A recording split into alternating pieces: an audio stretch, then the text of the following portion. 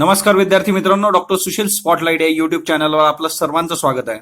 17 मार्च 2019 संबंधीच्या महत्वाच्या न्यूज आपण बघणार आहोत. सर्वप्रथम जी न्यूज आहे ती महाराष्ट्र संबंधीची आहे. साक्षर भारत नावाची जी योजना आहे ती योजना महाराष्ट्रामध्ये राबवली गेली होती आणि त्या योजनेमधून जिल्ह्यांमध्ये महाराष्ट्रात एकूण 10 जिल्ह्यांमध्ये ती राबवली गेली होती. तिच्यात सरासरी 9.6% साक्षरता वृद्धी झालेली आहे. आता 10 जिल्हे कसे निवडले गेले होते तर ज्या जिल्ह्यांमध्ये महिला साक्षरतेचं प्रमाण आहे 50% कमी आहे. केंद्र सरकारने 2011च्या जनगणनेनुसार ही आकडेवारी घेतली होती आणि महिला साक्षरतेचं प्रमाण 50% कमी जिथं जिथं आहे तिथं साक्षर भारत योजना राबवण्यात आली होती. आता साक्षर भारत योजना ही 2009 मध्ये सुरू करण्यात आली आहे. महिला साक्षरता याच्यासाठी ही योजना असते. आंतरराष्ट्रीय साक्षरता दिवस 8 सप्टेंबरला असतो. या आंतरराष्ट्रीय साक्षरता दिनाच्या औचित्यावर 8 सप्टेंबर 2009ला नवी दिल्ली येथे तत्कालीन पंतप्रधान मनमोहन सिंग यांनी ही योजना लॉन्च केली होती. साक्षर भारत योजनेचं एकंदरीत जर तुम्ही बघितलं तर सरासरी 9.6% साक्षरता वृद्धी आहे. सर्वाधिक गडचिरोली 13.41% साक्षरता इथं नोंदवली गेलेली आहे, म्हणजे साक्षरतेमध्ये झालेली वाढ. आणि सर्वात कमी उस्मानाबाद 5.01% एवढी वाढ नोंदवली गेलेली आहे. याची जर मला 10च्या 10 जिल्ह्यांची जर पूर्णपणे प्रॉपर आकडेवारी पाहिजे असली तर तुम्ही टेलिग्रामवरती चेक करू शकता. डॉक्टर सुशील स्पॉटलाइट ह्याच नावाचं आपलं टेलिग्रामचं चॅनल आहे. याच्यामध्ये कसलाही म्हणजे चेंज न करता तुम्ही जस्ट असं टाईप केलं टेलिग्रामला तर ते येईल, किंवा प्रत्येक व्हिडिओच्या खाली टेलिग्रामची लिंक असते, ती क्लिक करून तुम्ही टेलिग्राम चॅनल जॉईन करू शकता. दुसरी महत्वाची गोष्ट आहे इलेक्शन कमिशन संबंधी आहे. मतदानाच्या 48 तास आधी जाहीरनामा प्रसिद्धीस बंदी. इलेक्शन कमिशनने हा महत्वाचा निर्णय घेतलेला आहे. आतापर्यंत निवडणूक लढवताना राजकीय पक्षांद्वारे जो जाहीरनामा यायचा त्याच्या संबंधीचा कसलाही नियम नव्हता. मग तिच्यामध्ये काय व्हायचं की मागच्या लोकसभेच्या इलेक्शनला 2014 मध्ये बीजेपीने मतदानाच्या दिवशीच काही ठिकाणी पहिल्या टप्प्यामध्ये ज्या दिवशी मतदान होतं त्या दिवशी जाहीरनामा प्रसिद्ध केला होता आणि त्यावेळेस काँग्रेसने तशी कंप्लेंट केली होती इलेक्शन कमिशनकडे. यावेळेस इलेक्शन कमिशननी स्थापन केलेलं जे पथक होतं त्यांनी सांगितलं होतं की म्हणजे शिफारस केली होती 72 तासांपूर्वी जाहीरनामा प्रसिद्ध करू नये अशी शिफारस पथकाने केलेली होती निवडणूक आयोगाच्या. पण निवडणूक आयोगाने हे 72 तास न करता 48 तास केलेलं आहे. कारण आता निवडणूक जाहीरनामा प्रसिद्ध करणे हा आचारसंहितेचाच एक भाग म्हणून समजला जाईल आणि आचारसंहितेचा भाग आहे म्हटल्यानंतर 48 तासाआधी तुम्ही तसं करू शकत नाही. एका टप्प्यात अथवा अनेक टप्प्यात निवडणूक होणार असल्यास जाहीरनामा प्रतिबंधात्मक कालावधीत प्रसिद्ध करू नये असं आयोगाने स्पष्ट केलेलं आहे. सो येत्या काळामध्ये याची अंमलबजावणी केली जाईल इलेक्शन कमिशनद्वारा. बघा 2019 हे इलेक्शन होणार आहे आता लोकसभेचं आणि सगळं इलेक्शन कमिशन संबंधीची एकूण एक बाब आपल्याला माहित पाहिजे. येणाऱ्या परीक्षांमध्ये इलेक्शन कमिशनवर 101% प्रश्न विचारण्याचे चान्सेस आहेत. त्याच्यामुळे पॉलिटीच्या पुस्तकामधून इलेक्शन कमिशन खूप चांगलं करा. इलेक्शन कमिशनमध्ये किती लोक कमिशनर किती असतात, त्याचं काय हे असतं, मेजॉरिटीने कसा निर्णय येतो, जर राजीनामा द्यायचा असला तर कुणाकडे द्यायचा, ह्या सगळ्या बारीक सारीक गोष्टी तुम्हाला करणं अपेक्षित आहे. त्याच्यानंतर इलेक्शन कमिशनमध्ये झालेले रिफॉर्म्स जे आहेत ते 1996 च्या आधीचे, 96च्या नंतरचे, ह्या सगळ्या गोष्टी तुम्हाला कराव्या लागतील. शाह फैजल यांच्या राजकीय संघटनेची आज स्थापना आहे. बघा शाह फैजल यांचा कालही लेक्चरमध्ये एक रेफरन्स आला होता, तो तुम्ही कमेंट बॉक्समध्ये मला सांगाल की तो रेफरन्स काय होता. दुसरी महत्वाची गोष्ट आहे की आता राजकीय संघटनेची स्थापना ते करतायत. बघा आता इथं ऍक्च्युली असं राजकीय पक्ष असं म्हटलेलं नाहीये, राजकीय संघटना असा रेफरन्स आलेला आहे. तो येत्या काळात, आणि त्यांनी सरळ सरळ स्पष्ट केलंय राजकारणावर जाण्याचा त्यांचा मानस, तो येत्या काळात बघूयात की हा राजकीय पक्ष किंवा राजकीय संघटना कसं ते वर्कआउट होणार. Jammu and Kashmir peoples movement, JK peoples movement अशी ही राजकीय संघटना आज स्थापन होणार आहे त्यांची. भ्रष्टाचार मुक्त, स्वच्छ व पारदर्शक राजकारणाचा उपक्रम म्हणून त्यांनी हे आणलेलं आहे. 2010 सालच्या UPSC परीक्षेत सर्वप्रथम आले होते भारतामधून. प्रशासकीय सेवेचा राजीनामा त्यांनी दिला होता आणि प्रशासकीय सेवेचा राजीनामा देण्याचं कारण होतं काश्मीरमध्ये होत असलेल्या हत्यांच्या निषेधार्थ हा राजीनामा मी देते असं त्यांनी स्पष्ट केलं होतं. भारतीय मुस्लिमांना वेगळं पाडलं जात आहे असा आरोपही त्यांनी केला होता. सो शाह फैजल यांच्या राजकीय संघटनेची स्थापना आज होईल आणि त्याची वाटचाल येत्या काळात आपण बघणार आहोत. मसूद अझहर या प्रकरणी चीनची भूमिका बदलण्याचा प्रयत्न सुरू आहे. यासाठी भारत सुद्धा प्रयत्नरत आहे. याचबरोबर अमेरिका, फ्रान्स आणि ब्रिटन यांनी व्यूहरचना रचलेली आहे. कशी आहे तर सर्वाधिक चीनला समजून सांगितलं जाईल. जर त्याचा परिणाम काही झाला नाही तर येत्या काळावर संयुक्त राष्ट्राच्या वेगळ्या मंचावर खुली चर्चा करून निर्णय घेण्यात चीनला बाध्य केलं जाईल, असा अमेरिका, फ्रान्स आणि ब्रिटन या तिघांचा एक व्यूहरचनेचा एक त्यांनी प्रयत्न केलेला आहे.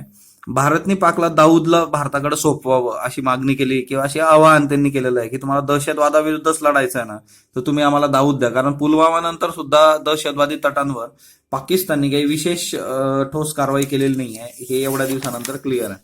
त्याच्यानंतर न्यूझीलंडमध्ये जे काय काल आपण न्यूज बघितली होती की 2 मशिदींवर हल्ला करण्यात आला आणि त्याच्यामध्ये 49 लोकांचा बळी गेलेला आहे. हल्लेखोराला अटक करण्यात आलेली आहे. ब्रेंटन टॅरंट, ऑस्ट्रेलियात जन्मलेला 28 वर्षाचा हा तरुण आहे. म्हणजे जगभरातली श्वेतवर्णीय लोक जे आहेत, म्हणजे हिच्यामध्ये श्वेतवर्णीय राष्ट्रवादाचा हिच्यामध्ये भाग आहे असं म्हटलं गेलेलं आहे.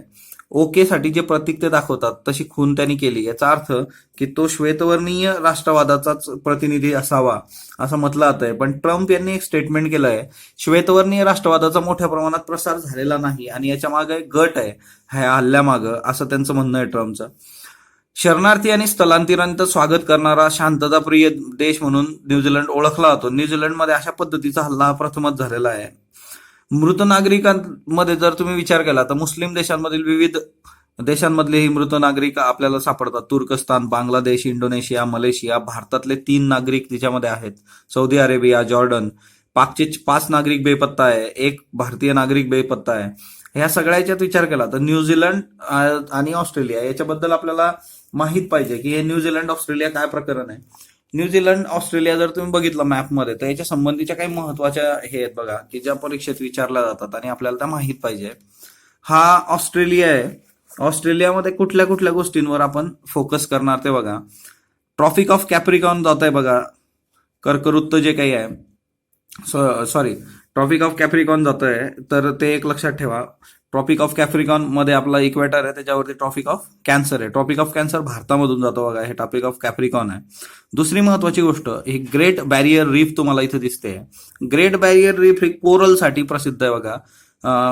तर कोरलसाठी हे खूपच महत्वाचं आहे. आणि ग्रेट बॅरियर रीफचा जर तुम्ही हे केला तर हे largest maritime park in the world आहे. समुद्रातलं जर पार्कचा विचार केला तर हे जगातलं सगळ्यात मोठं आहे.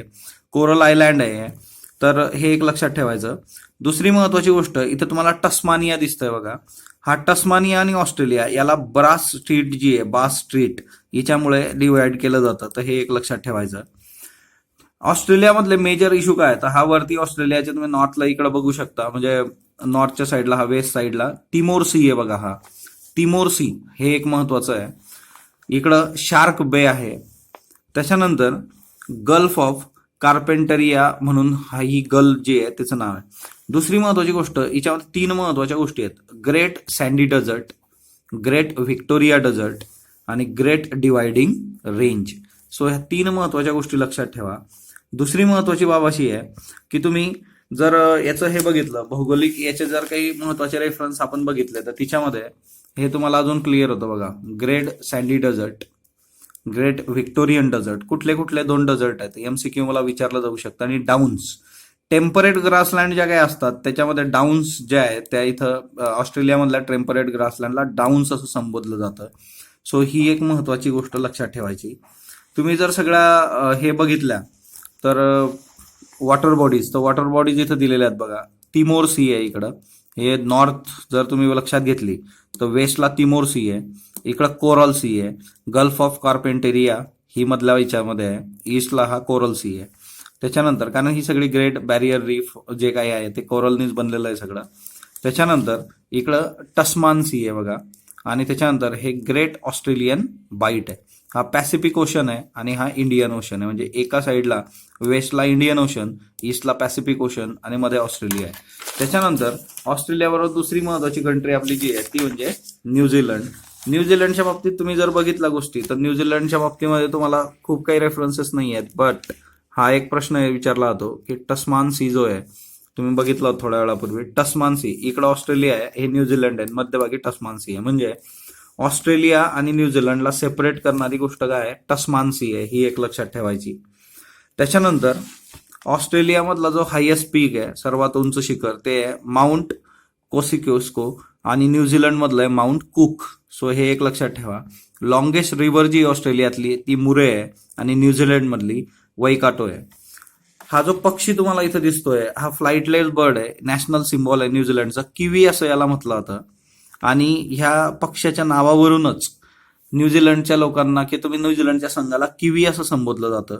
ऑस्ट्रेलियाला कांगारू असं संबोधलं जातं. तर कांगारू तुम्हाला माहिती आहे, ऑस्ट्रेलियामध्ये कांगारू असतात आणि हा किवी जो आहे तो हा नॅशनल सिम्बॉल आहे न्यूझीलंडचा, म्हणून याला तसं संबोधलं जातं. तुम्ही इकडे न्यूझीलंड हा प्रॉपर बघू शकता. अजून हा वरती ऑकलँड आहे, नॉर्थ आयलँड, साऊथ आयलँड आहे बघा, मध्ये गॅप आहे, हा न्यूझीलंड आहे. आणि दुसरी महत्वाची गोष्ट हा टस्मान सी हा ऑस्ट्रेलिया आहे. सो हे एक लक्षात असू देत, हे आपल्यासाठी महत्वाचं आहे की न्यूझीलंड आणि ऑस्ट्रेलिया महत्वाच्या गोष्टी मी तुम्हाला सांगितल्या आहे, तेवढ्या लक्षात असू देत. आणि तुमच्याकडे जो ॲटलास कुठला वापरायचा बघा, बऱ्याच लोकांनी विचारलं होतं. तर ॲटलास तुम्ही ऑक्सफर्ड, ब्लॅक स्वान कुठलाही वापरू शकता. हा जो ॲटलॉस मी तुम्हाला दाखवतोय हा यशचंदचा ॲटलॉस आहे, हा पण खूप चांगला आहे बघा. याच्यामध्ये माहिती पण खूप प्रॉपर दिलेली आहे. तर यशचंद पब्लिकेशनचा मिळाला तर तो बघा. 18 मार्च आयुध निर्माण दिन आहे उद्या, तर ते एक लक्षात ठेवायचं. 17 मार्च 1919 रोलेक्ट ऍक्ट पास झाला होता. म्हणजे कुठल्याही कारणाशिवाय भारतीयांना अटक करण्याचा अधिकार ब्रिटिशांना आला होता. रोलेक्ट ऍक्ट बद्दल जास्तीची माहिती तुम्ही कमेंट बॉक्समध्ये सांगा, हिस्ट्रीमधून वाचा बघा. 17 मार्च आजचं महत्व. आफ्रिकेचा जर विचार केला तर Africa India field training exercise आहे आफी इंडेक्स 2019. आफी इंडेक्स कुठं होणार आहे तर ऑस्ट्रेलिया आणि आफ्रिका आणि भारत या दोघांची military training Aundh military station आहे बघा पुण्यामध्ये. औध मिलिटरी स्टेशनमध्ये फॉरेन ट्रेनिंग नोड आणि college of military engineering Khadki इथे 18 मार्च ते 27 मार्च पर्यंत ह्या सगळा ट्रेनिंग एक्सरसाइज असणार आहे. 16 आफ्रिकन देशांचे प्रत्येकी 10 प्रतिनिधी येणार आहे इथं. आणि भारतातर्फे मराठा लाईट इन्फंट्री मधलं जंगी पलटनचे जवान याच्यामध्ये सहभागी होतील. निरीक्षक देश म्हणून रवांडा, डेमोक्रेटिक रिपब्लिक ऑफ काँगो आणि मादागास्कर हे 3 देश आहेत बघा. आता कसं असतं, हे 16 देश शक्यतोवर विचारणार नाही, पण निरीक्षक आपल्याला 3 आहेत ते माहीत पाहिजे. रवांडा, डेमोक्रेटिक रिपब्लिक ऑफ काँगो आणि मादागास्कर. 26-27 मार्चला फिक्कीतर्फे संरक्षण उत्पादनांचं प्रदर्शन सुद्धा होणार आहे. तर आपण आफ्रिका पण मॅप मधून करूया. तर रोज एक थोडा मॅप केला म्हणजे आपल्याला त्या गोष्टी होतील. उद्या वगैरे बघूयात. देन चीन आडवा येतो म्हणून संपादकीय लेख आलेला आहे बघा, ते तुम्ही वाचू शकता. डॉक्टर सुशील स्पॉटलाइट आपलं टेलिग्रामवर. बालवधूंच्या संख्येमध्ये लक्षणीय घट झालेली आहे गेल्या 10 वर्षामध्ये, हेही तुम्ही न्यूज डॉक्टर सुशील स्पॉटलाइटवर वाचू शकता. 10 वर्षामध्ये बालविवाहामध्ये 5 पटींनी कमी आलेली आहे. बिमारू राज्य जे आहे बिहार, मध्य प्रदेश, राजस्थान आणि उत्तर प्रदेश हे 4 राज्य जे आहे हिच्यामध्ये जे काही फॅमिली प्लॅनिंग होतं त्याचं प्रमाण खूपच कमी होतं. नंतरच्या काळात ते वाढलेलं आहे. 18 वर्षापूर्वी मुलीचे झालेले सगळे विवाह हे बालविवाह समजले जातात आणि मुलाचा 21 वर्षापूर्वी. बालवधूंच्या बाबतीत हे आहे म्हणून आपण फक्त मुलींचं मेन्शन केलं. शिक्षणाचा बालविवाह रोखण्यामध्ये खूप महत्वाचा वाटा आहे आणि प्राथमिक शिक्षणामुळे 21% बालविवाह रोखले जातात, माध्यमिकमुळे 10% आणि उच्चमुळे 2.5%. आणि उच्चचा सीनच नाही काही, म्हणजे ते खूपच जास्त, म्हणजे तिथं ओव्हर एजच होऊन जातात लोक. बालविवाह शहरी भागामध्ये 6.5%, तर ग्रामीण भागात 14.19%. सो ऑब्व्हियसली बालविवाह जे होत आहेत ते ग्रामीण भागात जास्त आहेत. 11 ऑक्टोबर बालिका दिन, तोही एक लक्षात असू द्या. हे तुम्हाला महत्वाचे डिटेल्स दिले. कसं असतं की आपल्याला उद्या विचारलं होतं शिक्षण, तर शिक्षणाचा मग तुम्हाला ही आकडेवारी तुमची पाठ असली, युपीएससीने प्रश्न विचारला तर तुम्ही तिच्यात रेफरन्स सकट एक्झाम्पल देऊ शकता. दुसरी महत्वाची गोष्ट असते की बालविवाह संबंधित मला HRD वगैरे तिच्यामध्ये प्रश्न विचारला जाऊ शकतो या सगळ्या अहवालाच्या याच्यात, तर ते आपल्याला महत्वाचं माहित पाहिजे. त्याच्यानंतर 17 वर्षाखालील मुलींचा फुटबॉल वर्ल्ड कप 2020 मध्ये भारतात होणार आहे.